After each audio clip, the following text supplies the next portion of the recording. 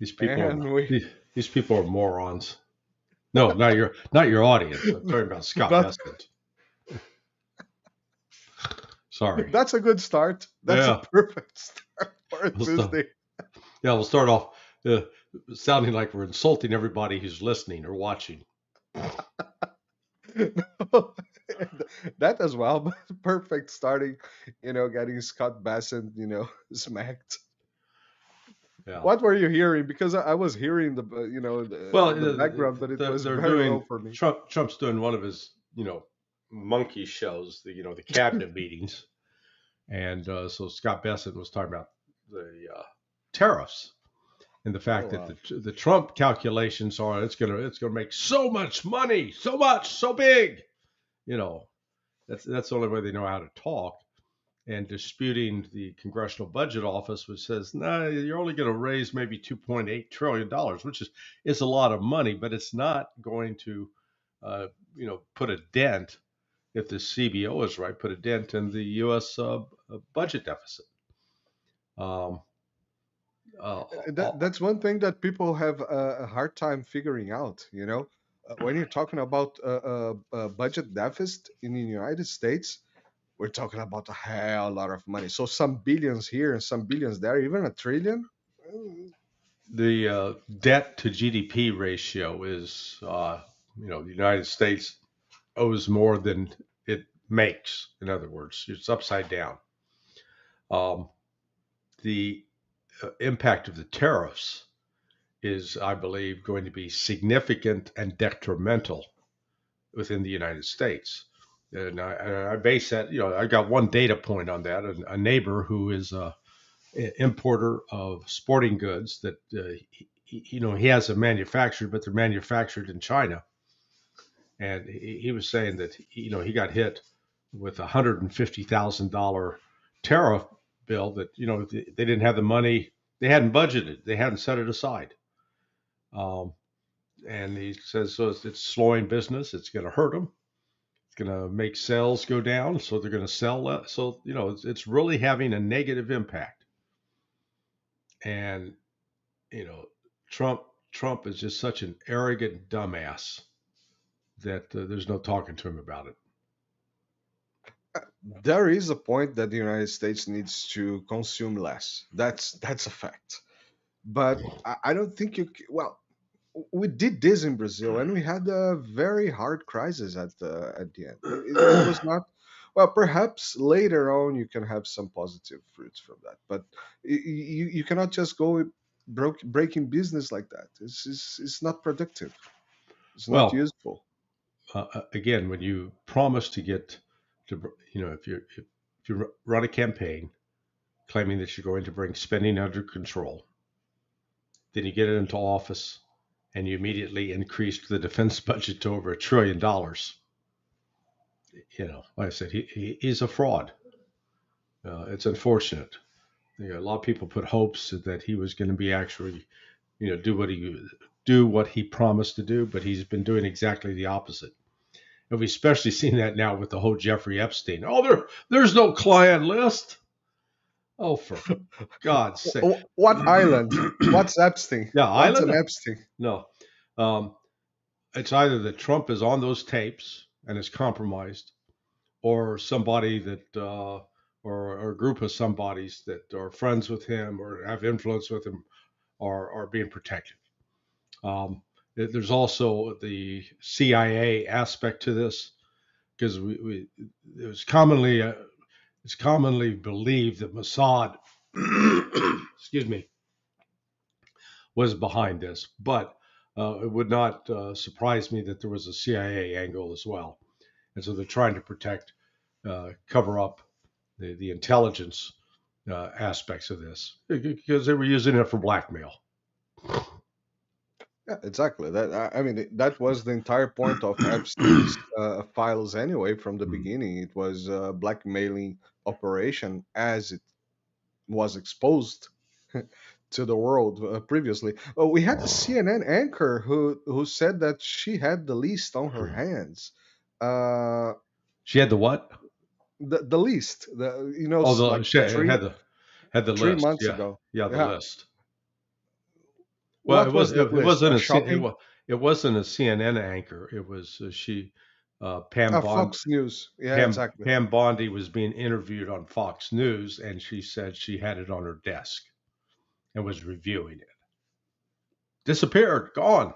Well, where the hell did that thing go? Yeah, people can be very disorganized. Yeah. That's I was going. I was not going to start with that, but since we go there, Epstein's case in a whole.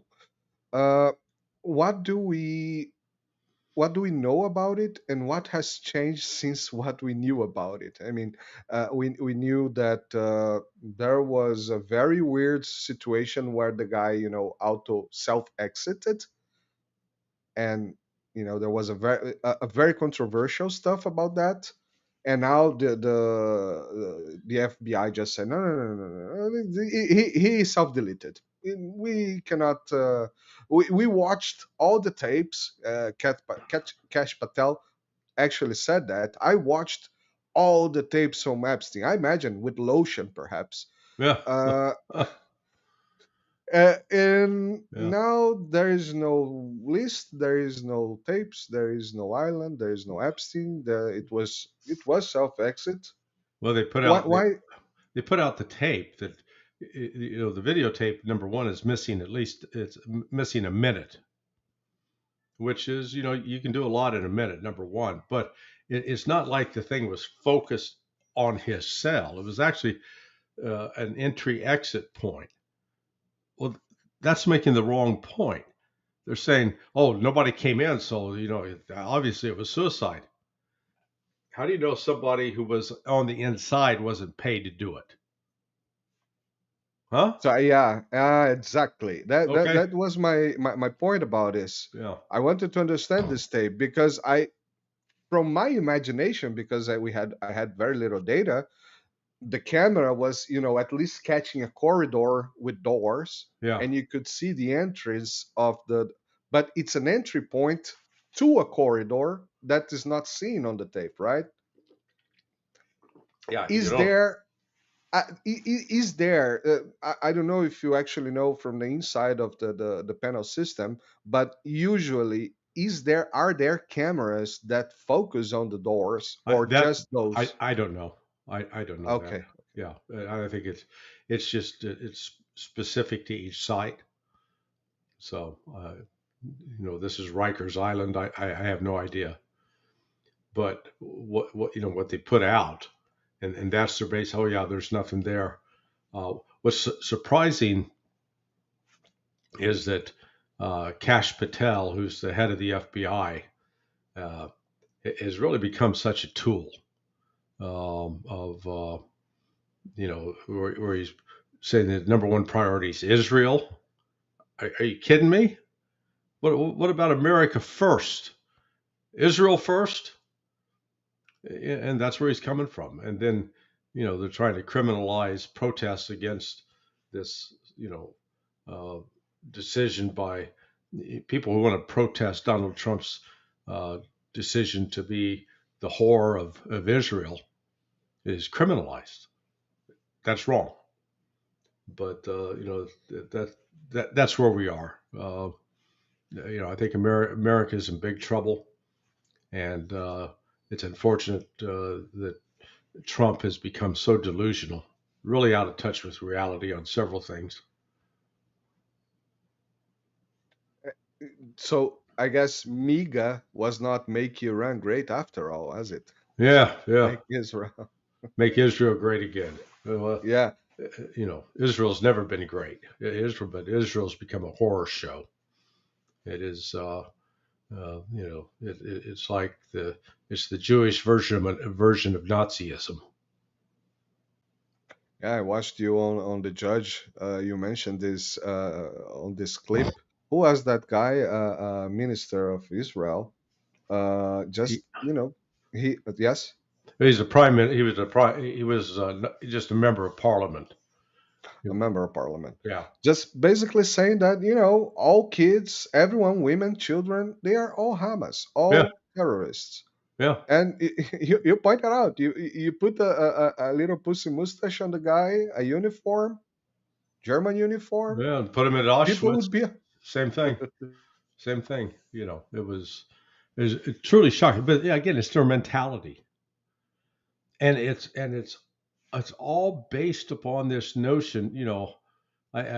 Somebody wrote me in my blog say, "Oh, you were wrong. You told the judge that the Old Testament, the Torah, was written 2,500 years ago. It was written by Moses." You know, Himself yeah, using a big pen. yeah. He's hey God, I made a mistake here. You got any whiteout, or can you give me an eraser, or did he do? Yeah, was he using quill? Where did he get the ink? Or was God having him sitting there chiseling it into stone? Speak slower. I can't tap any harder. I mean, come on. It just was there a historical character of Moses? Yeah, probably. But you know, when we start bullshitting ourselves like this, and then take that nonsense and use it to justify acts today, you know, we're into a realm of mental illness, and it's one thing that those of us who are raised in a Western Christian culture, and what I mean by that is that you know you grow up, you celebrate Christmas, you celebrate Easter, even if you're not religious, those holidays have been become important. Um, and so and again you see the world through that lens. Well, try to put yourself in the mindset that you never knew any of this, that you've been raised in India or China as a Hindu or a Buddhist, and um, you have no understanding of what mindset comes from that. In fact, you know, I don't know that much at all about Hinduism or Buddhism because it hasn't been part of my cultural experience.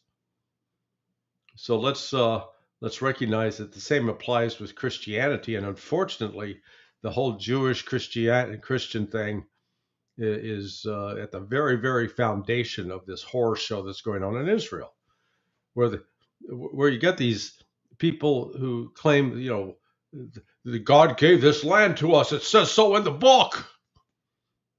Oh, In so the book that I wrote. yeah, yeah. But the impressive about the religious views. Oh no, well I don't believe in God. What? I mean, think of it. This is how crazy it is. You've got Zionists who believe that this land is theirs, historical, because God gave it to them, but they don't believe in God, and they don't believe that the Jewish in the Jewish scriptures, the religious observances. They got news for you. The only way you can justify claiming that land is to believe the nonsense that's in those first 5 books of the Old Testament or the Torah. You know, the thing. One of the great uh, contradictions in the whole thing is when Moses gets the 10 Commandments, thou shalt make no graven image. Don't make something physical to reflect me because I'm beyond physical. That's the message of God, and I can sort of buy into that. And then you get into the book Deuteronomy. They got chapter after chapter about, yeah, hey, you're going to build this temple and this Ark of the Covenant, and man, it's got to have this much gold, and it's got to have this kind of wood, and that's all graven image, huh? And they got a whole book devoted to being a graven image builder. And then we also see it in Christianity.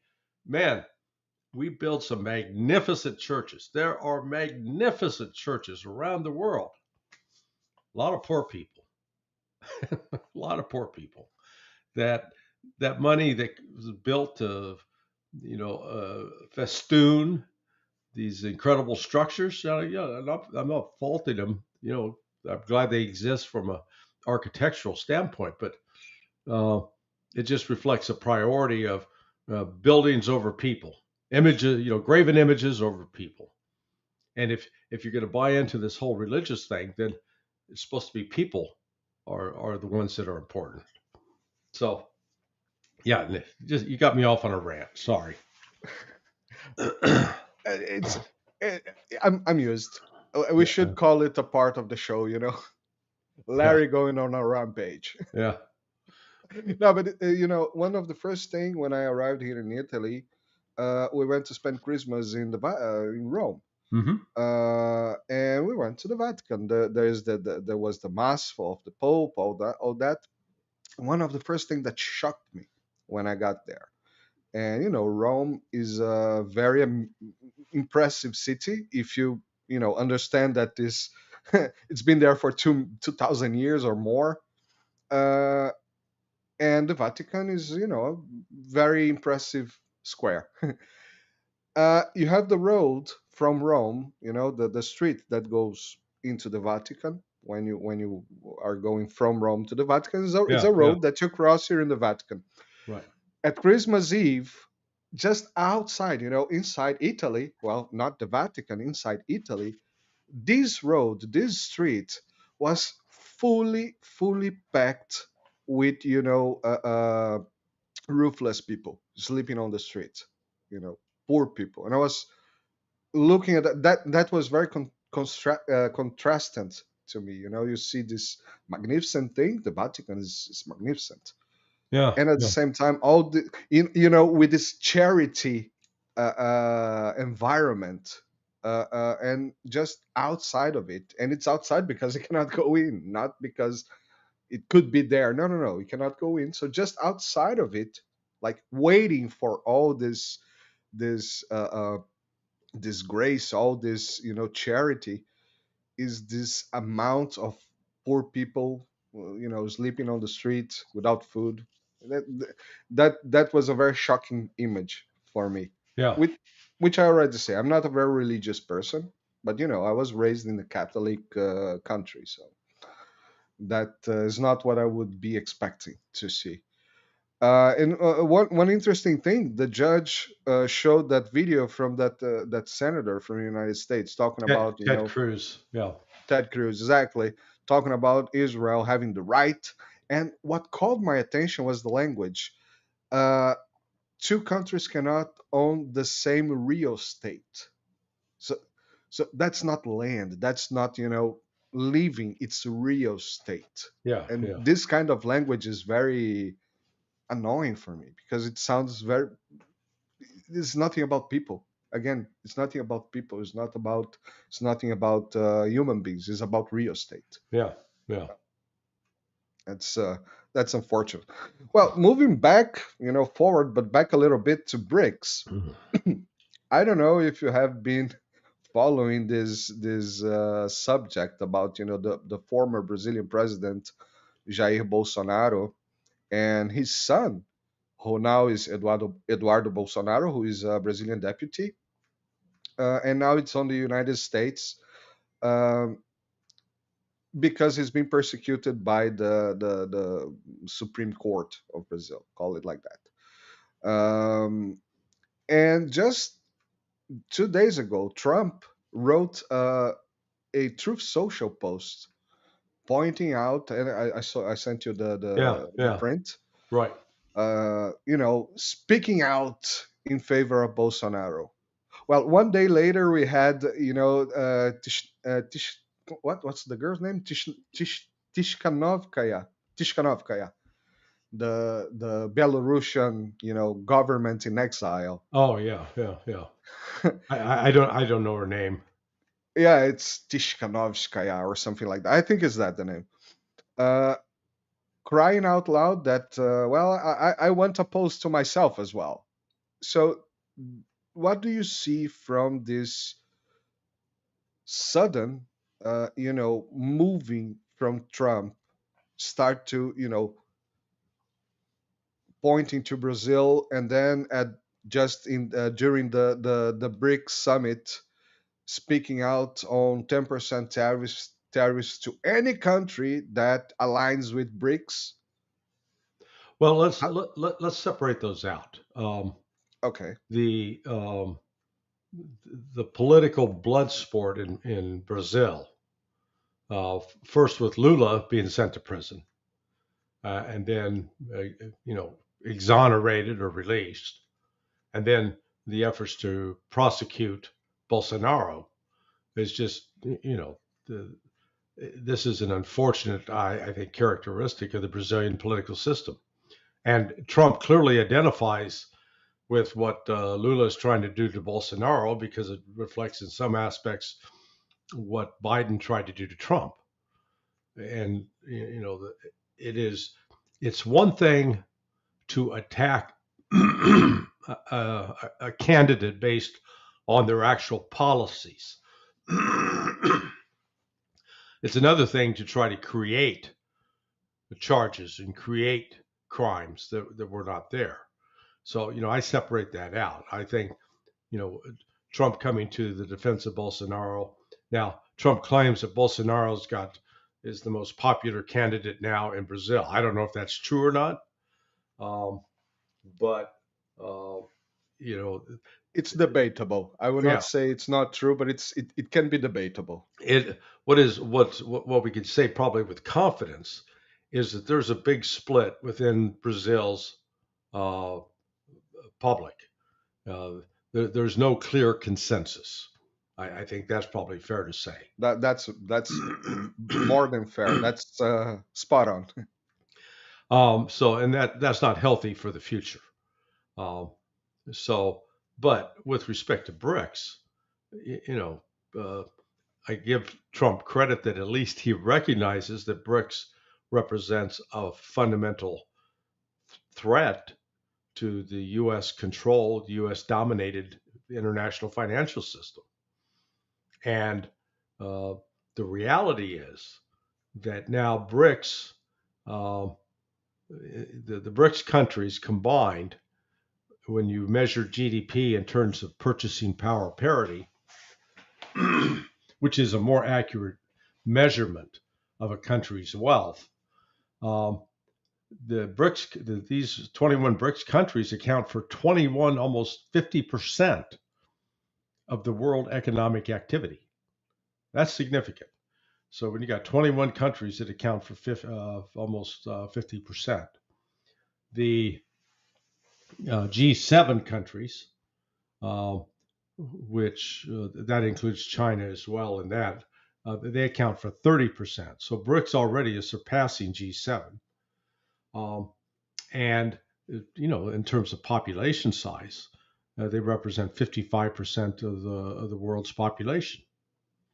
So this is significant, and um, Trump Trump making those threats, he's just again he's a dumbass.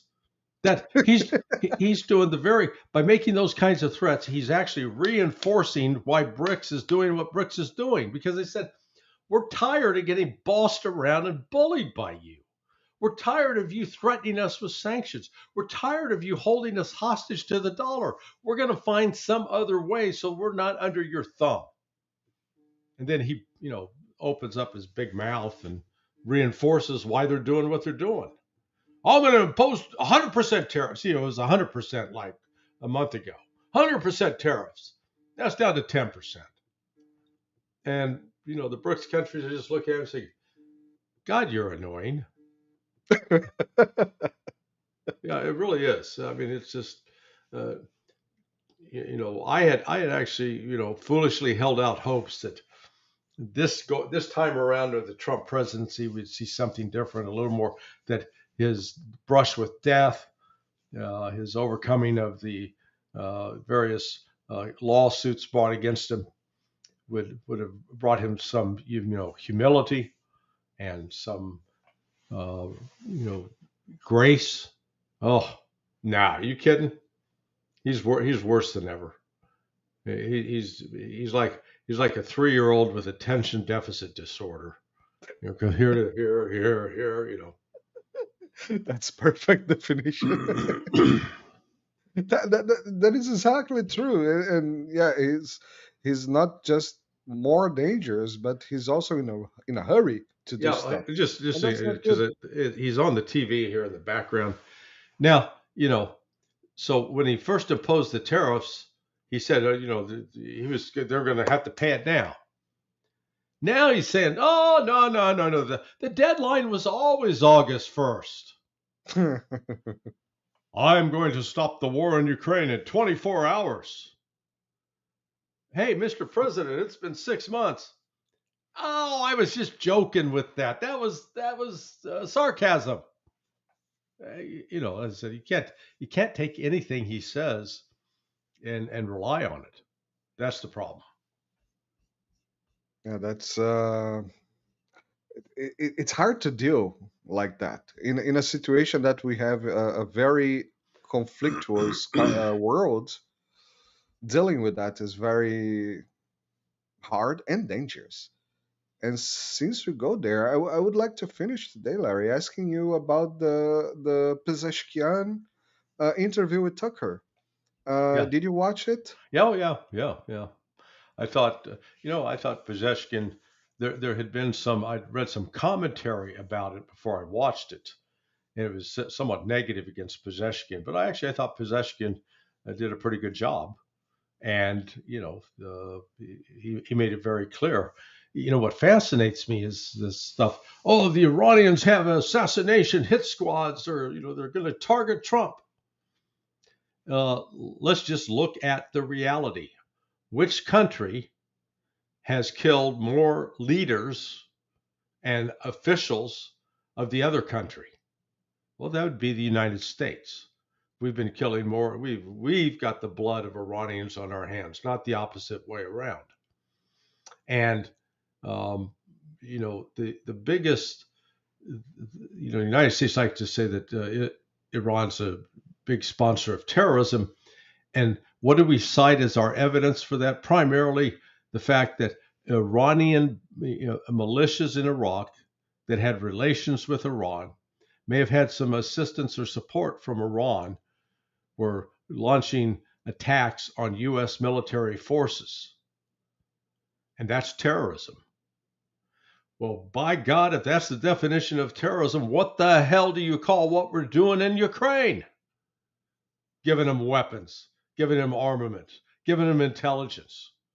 So if that's the standard, then we've established without a doubt that the United States is the number one sponsor of terrorism in the world. But we don't, hey, why indulge in logic and consistency? So, I think Pezeshkian made, he pointed out, Iran has not attacked and invaded any other country in 200 years. Yeah, United States has attacked and invaded 200 countries in the last 20 years. Last Just week for yeah, my account. yeah, yeah. So that inconsistency is, I think Pezeshkian did a good job pointing it out. Now, it's not going to change the minds of many Americans, but it's important to get it on the record.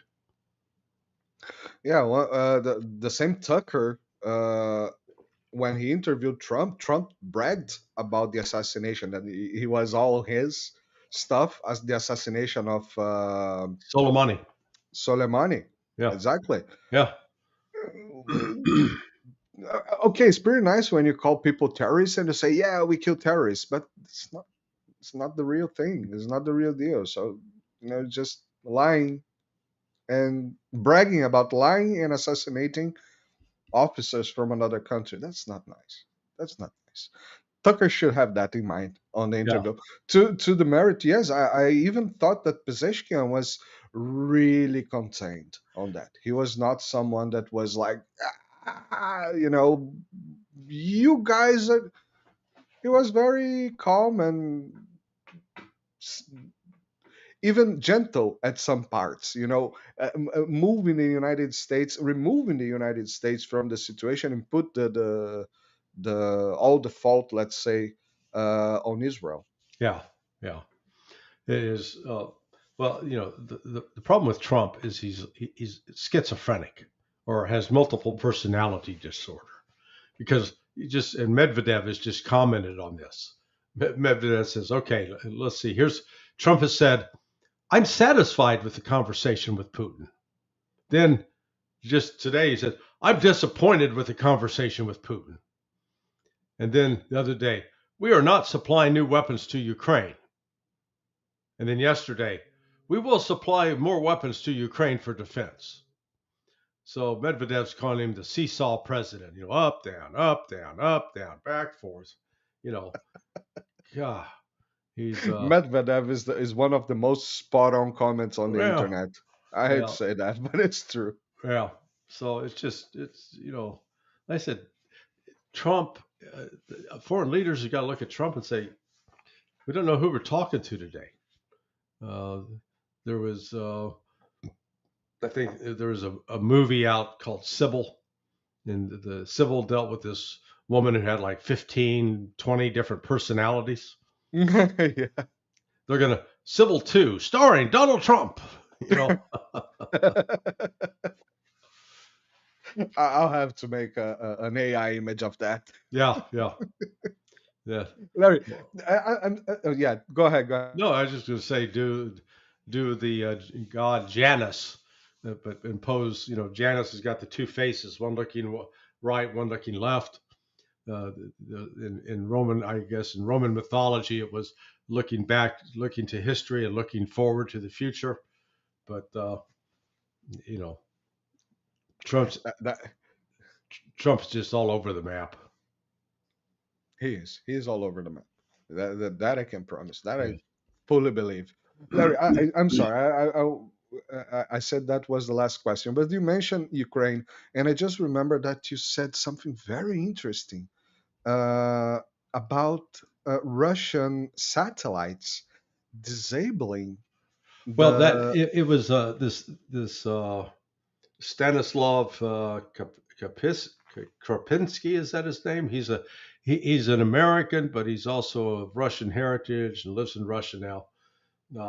And he posted up something based on the RAND report, claiming that the Russian satellites were now turning off U.S. satellites and that they were controlling the drones on the ground. And he linked it to a RAND report, but I looked that RAND report up. It didn't say any such thing. So, I don't know what's true on that front.